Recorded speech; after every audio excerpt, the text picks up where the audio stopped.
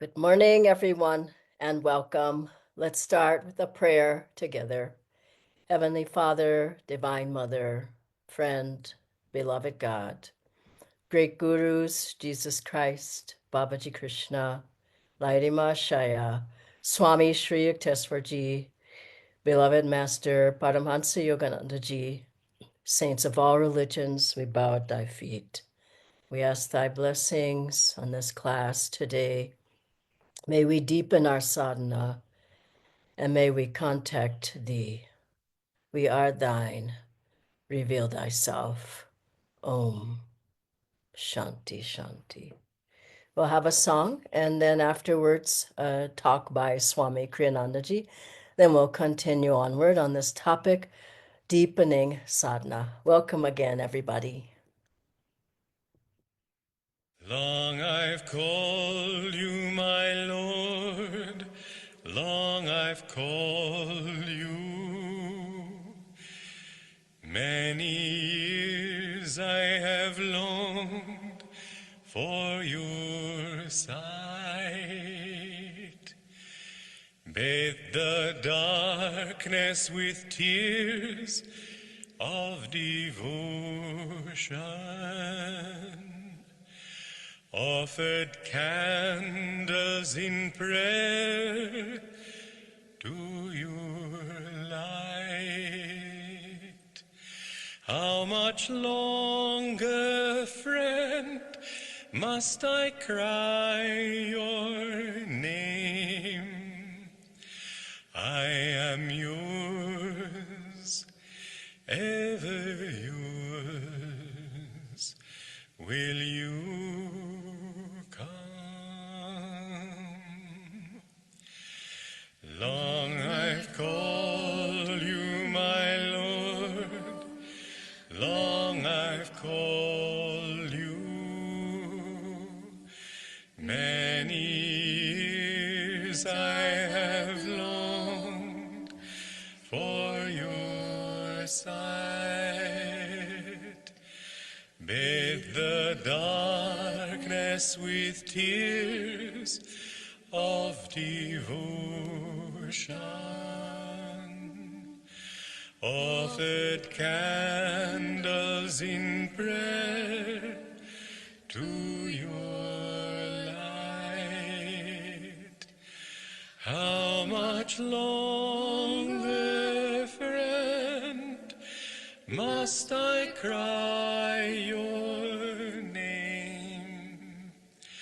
I am yours, ever yours. Will you come?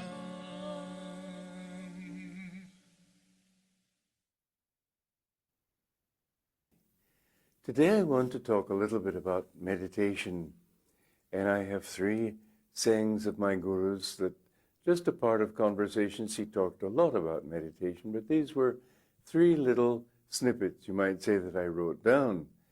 And meditation, many people say, well, what do you do in meditation? Well, the point is you get yourself out of the way so the higher being, the higher consciousness can act through you, can infuse you with itself. So what you need to do in meditation is not think, but not think. That is to say, you're not supposed to blank your mind out, but to be so one-pointed that you're totally absorbed. It's sort of like watching a beautiful sunset. Somebody who is restless will think of the sunset, and if he's a painter, you may think, well, I think I could do that well. I'll have to see the blues should be balanced with the yellows and so on. Somebody who's hungry might look at the sunset and think, oh, I'm so hungry, and that yellow reminds me of a scrambled egg or something. The true absorption in the beauty of a sunset requires that you suspend thought. And it doesn't mean that you're not conscious. You're totally and wholly absorbed in that simple sense of beauty. And so also with meditation, you should be completely absorbed, but by no means unconscious. In fact, you become much more conscious. In deep concentration, there comes a point where the mind becomes still, but it is so aware that thoughts become trivial and unnecessary and, to put a fine nib on it, impossible. You can't think because your mind is so held in that state. Now that's a part of what meditation is. Meditation is receiving a higher thing. You cannot create that higher consciousness. You have to become open to it. Now, a wonderful thing about that higher consciousness is that you can open yourself to it even in work. That doesn't mean that you are necessarily superconscious completely, but you are more aware if you have that higher consciousness, if you lift yourself up to that higher consciousness. For instance, if you're writing music, which is something I have done a great deal, I have found that when I lift my eyes, my gaze, my concentration to the point between the eyebrows and have a clear concept of what it is I want, then all of a sudden this comes to me, and it doesn't come when my mind is fidgeting. It comes when I'm completely receptive. Let me read you these 3 passages from Conversations with Yogananda. They're all short, and they're all tied together in one way or another. I was having difficulty receiving the results in meditation that I wanted. One evening I found the master alone and said to him, "Sir, I keep trying and trying, but I'm not going deep. Am I not trying hard enough?" The master shook his head. "You are trying too hard," he said. "You are using too much willpower. It becomes nervous. Just be natural. As long as you try hard to meditate, you will not succeed. Just as if you try hard to fall asleep, you won't be able to do it. The willpower should be applied gradually, otherwise it can be detrimental. That is why it is good in the beginning to emphasize relaxation." Good morning again, friends. I'd like to start with a couple of brief readings from Lessons in Meditation. Meditation is a state of intense awareness achieved by stilling and concentrating the thoughts. It is a journey to the center of our own being, a process so perfectly natural that we don't have to learn how to meditate. Meditation opens the floodgates of inner peace and automatically bestows a natural sense of relaxation to the body and mind. If we meditate regularly, that peace will become second nature to us. In advanced stages of meditation, the body can become so relaxed that it almost seems to float. Sadhana is really the basis of our whole life. It gives us peace, it gives us joy, it centers us, it uplifts us, it protects us, and also it gives us wisdom, intuition, attunement to higher realities, and it answers the questions about life. Who are we? Why are we here? What are we doing? Where are we going? And how? What is the purpose of our whole being? Without that, how do we know what's even happening with our lives? Without that, there's no connection with God, with certainly not with the great masters. There's no connection with higher realities. There's no connection with our soul. We don't know who and what we really are. And also, if we don't do that, we don't meditate, we don't have any protection. We don't have any force, power of God flowing through us. We're not linked or connected to the highest source of what there is. So all the stresses of life, all the worries of life, all the fears of life, all the difficulties, they just mount on top of us. And people don't know why they're having so many problems. Well, you have to stay in attunement with who and what you really are, which is the soul, which is the spark of God, a wave of the ocean of cosmic consciousness. And Master said, if you meditate, the restlessness, the nervousness, all the fears, the doubts, the worries, they start to go away every day. We need to connect with that source so that we're not in the consciousness of the disease, so to speak, as Swamiji told someone, don't go into the consciousness of worldly matter, of materialism, of wrong health, bad health, of financial problems, of relationship problems. Don't go there. Go into the center of who and what you really are. Center yourself in God. This is what meditation gives us. I was thinking about the LA fires. Well, I grew up in LA. I know those places. I went to those places. What happens when your house is completely burned down?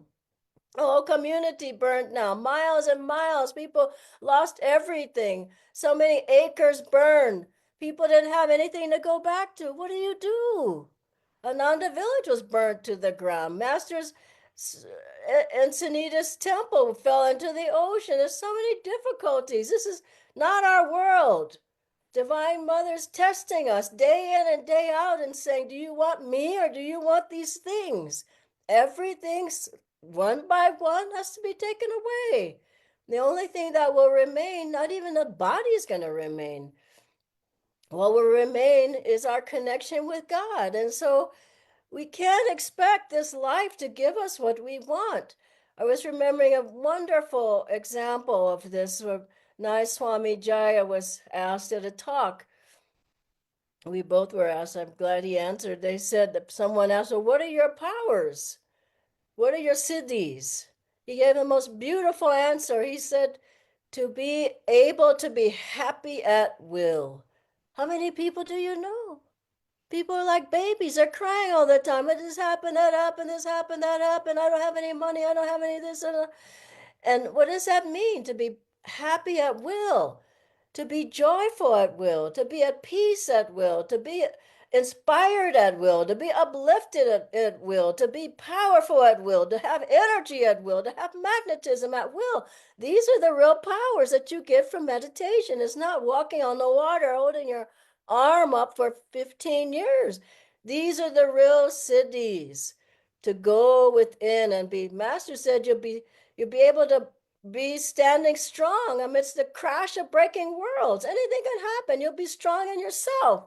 This is why we meditate every day. And he told Dr. Lewis, in Om, nothing can touch you. Nothing can touch your soul. So how do we deepen our sadhana? There's definitely a need. Or how do we correct our sadhana? Or how do we make our sadhana more enjoyable? Well, there's several things to think about. One is it's never really the same. People become rote. This is what I always do. This is what I ever do. I do 10 minutes of this, 10 minutes of that, and then I fall asleep, and then I wake up, and then 10 minutes of that. This isn't a sadhana. Sadhana has to be interesting. It has to be creative. Surely you have a framework, but within that framework, you have to feel what's trying to happen. What do I need? Do I need more energy? Do I need more discipline to get up earlier?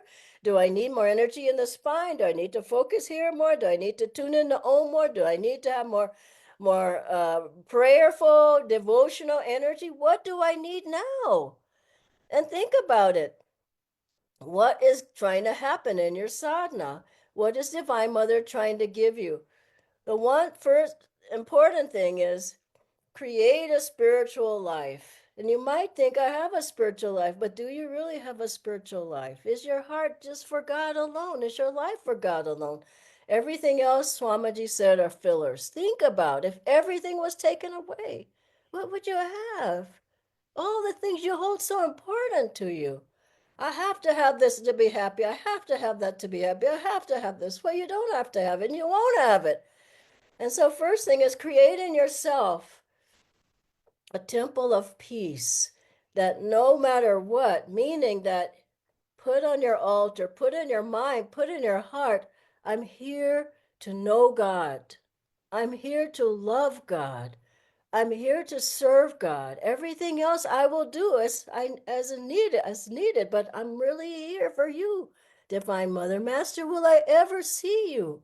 Divine Mother, will I see your face? I mean, this has to be the devotion. It has to be, I've created a life, a spiritual life. If you don't have that, sadness just, oh, I have to do it. They told me to do it. I have to get Kriya, so I have to do this. I have to get the higher Kriya, so I have to do this, or they told me I'm gonna find God, so I have to do this. Well, this isn't the way you do sadhana. It has to be like within yourself is an outpouring. I want to know you. This is why I'm sitting here. This is why I meditate. And so the first thing is have an inward connection, an inward desire, a longing that this is why I'm doing this. You have to create, nobody can give it to you. Guru can't give it to you. God can't give it to you. You have to give it to yourself. And usually people get that from pain. Something has happened in their life. Then they turn to God. Help me now.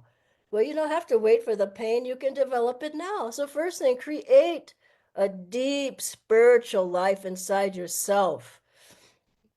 That you're calling on God, you're loving God, you know your whole life is God. If you were stripped down to nothing, you would still have that deep desire in yourself.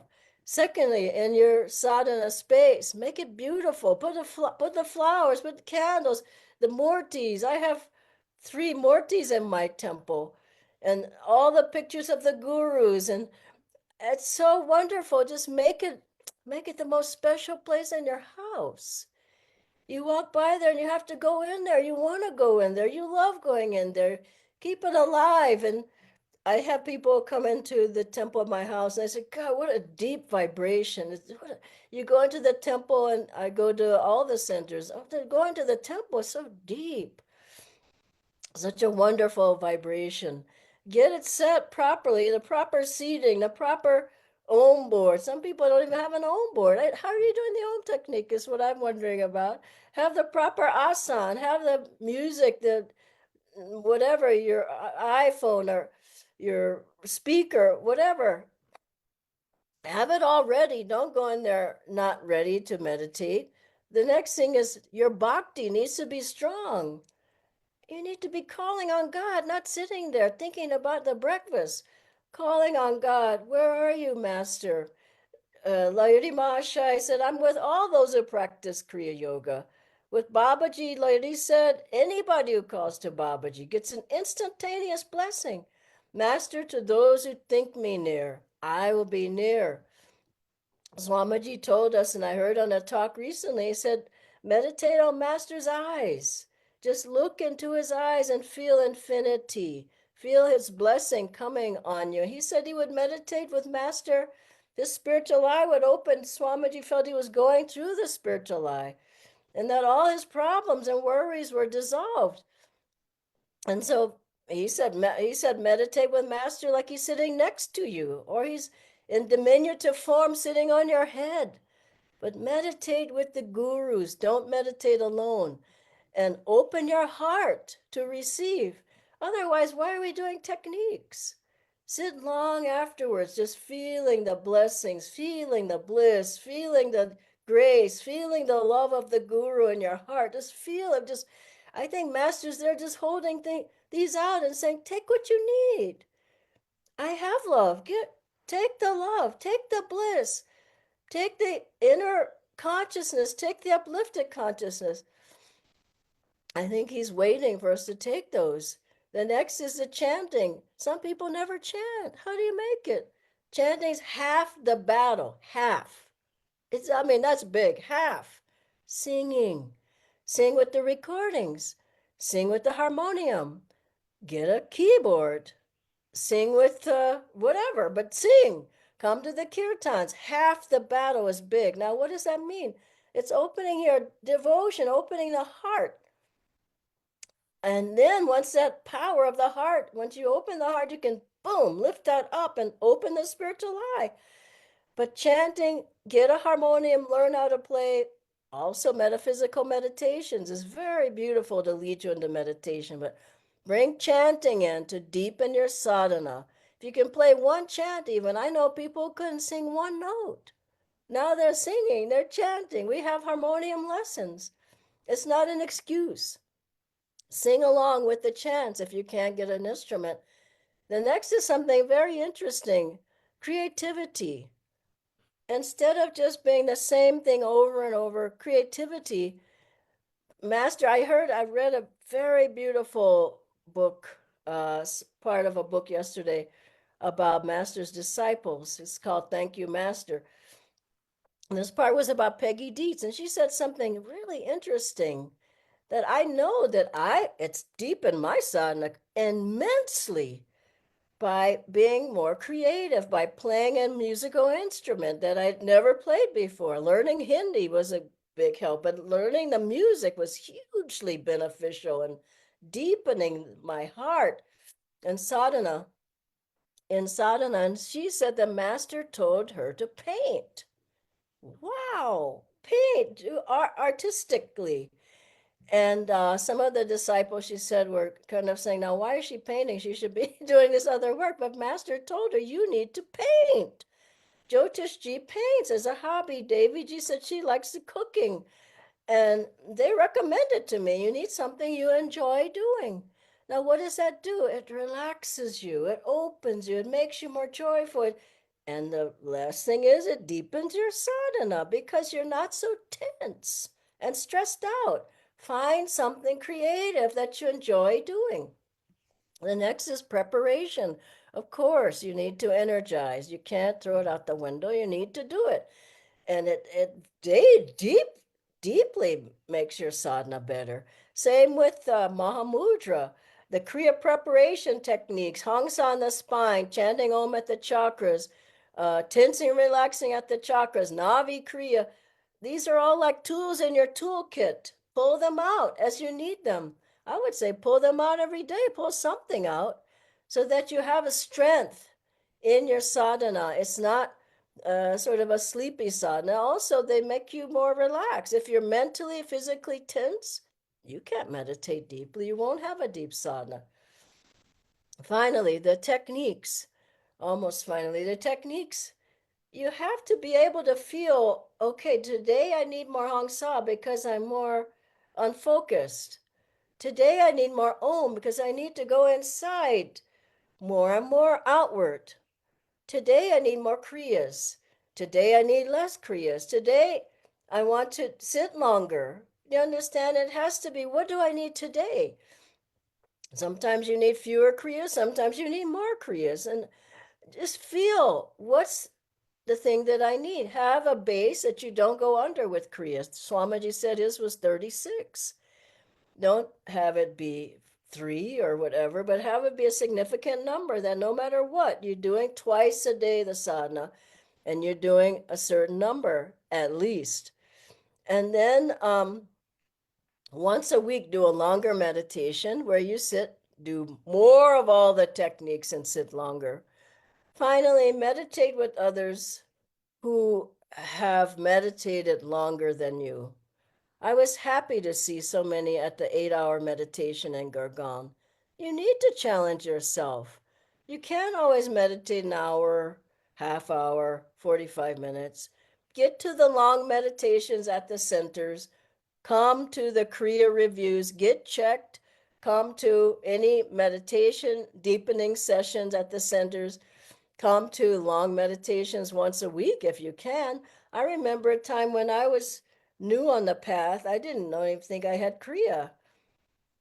Maybe I just don't remember, but I would sit 3 hours, just deeper and deeper. Every week there was a 3-hour meditation. I went to that 3-hour meditation every week for years. And I made great breakthroughs. You have to challenge yourself. And then every Saturday morning, I'd meditate 6 hours. I couldn't meditate 6 hours, but I would do yoga. It would be long sadhana, time by myself, long meditation, long postures session, energization, study, Raja Yoga, go back into meditation, chant. I mean, really, to get going, you got to get going on your own. Nobody can do it for you. And finally, the finally is be more by yourself. Now, I know this is hard for people, but you can't get away from it. Even if you're in a crowd, try to pull back more. Don't feel like you need to be with people all the time. Don't feel like you need to talk all the time. Don't feel like you need to be outward all the time. Even when you're with people, just keep your center. Seclusion is the price of greatness. I'm in a place now where I'm having a retreat and I'm just completely pulled back. I'm not seeing people, I'm not talking to people. I just am recharging my spiritual batteries. I'm rejuvenating myself and deepening my sadhana. And I know, like Jyotish and Daviji, they just came out of a long seclusion. Everybody I know who's at Ananda village, they take a seclusion at least once a year, 1 week. If you can't do that, take a day, take a half a day, and then when you're at work or wherever, just don't be so involved in everything, giggling and going around with people and outward. It doesn't, it's not what we need to do. I mean, of course, I mean, I love that too, but then just feel like you came into this world God alone. You basically go through life. You have friends and family, but inside yourself, it's you and God. And when you leave this world, you're by yourself. So get the acquaintance of God now. And as you do that, you'll find that if you just pull back kind of all the time, then the sadhana's all gonna be deeper because you're not so outward. Just tell yourself, in this year, I'm not going to be as outward. Enjoy, Master said, when you're with your friends, enjoy them 100%. When you're with God, enjoy God 100%. I think we have to have that second part of the equation to deepen that contact with God. And then the sadhana will deepen automatically. God bless you all. I'll ask Natendra to join me now on the screen. Thank you so much, Dhyanaji. Just have a couple of questions. First one, Dhyanaji, is with energization exercises or yoga, I can see how others are doing and how and where I need to improve. But how can I know about the gaps and improvements when it comes to meditation? Because I cannot see others' meditation and they cannot see mine. And who can I ask or check with, or do I even need to? I would say you do need to check with your acharya. I always got checked. I always asked questions, went to long meditation, went to reviews. I don't think you can get there on your own. You can't. I mean, unless you're already a great soul in samadhi, which we wouldn't really be here on this screen. And so I think Master's given us guru bhais and teachers so that we can help each other and we can learn. And so definitely take the help of others. How do you know if you're going deep, if your sadhana's deep? Are you restless? Are you nervous? Are you outward? Are you worrisome? Are you fearsome? Do you have a lot of bad habits still? Uh, what are your attitudes like? These are all things that are reflecting who you are inside. What your life is outside is who you are inside. It's interesting, but it's the truth. Do you have joy in your heart? Are you non-attached more than you were before? Are you more compassionate to others? Uh, are you open? Are you willing to listen to others? Most people are closed. That's a closed door there. You can't even get a crack. Are you humble? Or I've seen people. I was walking down the street in one of these shopping areas by where I live one day, and I just thought, God, I just don't want to be like that. I just was looking at the people going by, and I just said, I just don't want to be like that. It's there's so much ego. Look at me. Look where my kids go to school, my car. Why does it matter? Really? And I was just praying to Master, don't make me like them. You don't want to judge other people, but you see people and you go, oh my God, look at, I mean, they're so attached.